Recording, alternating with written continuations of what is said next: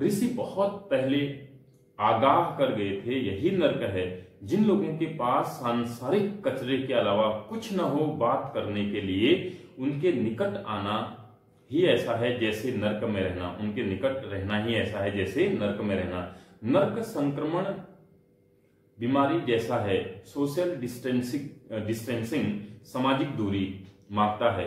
Covid में तो हम कहते थे कि 2 गज की दूरी से काम चल जाता है, ऐसों से तो कम 1000 गज की दूरी बनाएं और फोन में भी इनको जरा ब्लॉक करके रखें।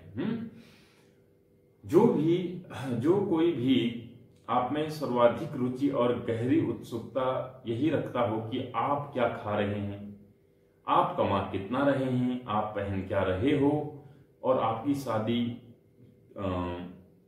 कितनी कर रहे हो, या कब कर रहे हो या नहीं कर रहे हो, या आप बच्चा पैदा कब कर रहे हो, या मकान बनवा रहे हो, या गाड़ी कब खरीद रहे हो।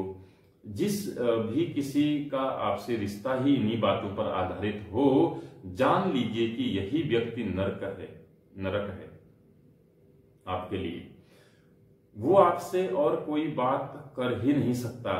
जब भी मिलेगा यही बात करेगा, नई गाड़ी कब आ रही है, ये घर कब छोड़ रहे हो, और आज खाने में क्या बना है, कुछ पैसे पड़े हैं कि नहीं, कुछ पैसे बड़े हैं कि नहीं बड़े हैं, शिकागो घूमने के लिए नहीं आए कभी।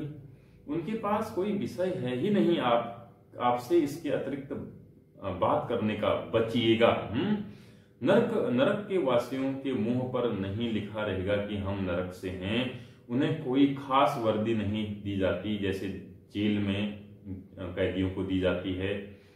नर्क के वासियों को कोई विशेष वर्दी नहीं दी जाती। आपको उनकी बातचीत, उनके व्यवहार, उनके रुझान से पहचानना होता है कि वो कौन हैं।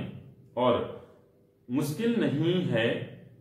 कितना सरल सूत्र दे गए ऋषि। संसार के विषयों में रचे पचे लोगों का संसर्ग ही या उनका संगति ही नर्क है।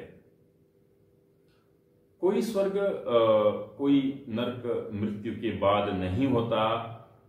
आपने यह सब यहीं झेल लिया, अब मृत्यु के बाद के लिए बचा क्या झेलने को। मुस्कुराते हुए, कोई इतना अन्याय क्या करेगा आपके साथ कि मौत के बाद भी आपको दंड दे।